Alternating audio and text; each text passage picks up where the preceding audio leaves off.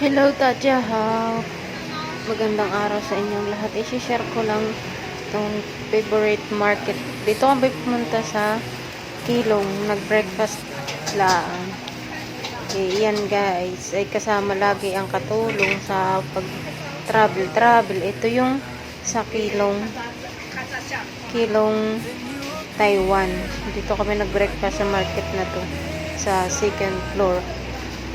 Hindi yan guys, kasama ako. Ikot-ikot kami dito ng mga kasama ko. Si Ama kasama ko at saka family ni Lola. Ayan guys, nandito kami sa market.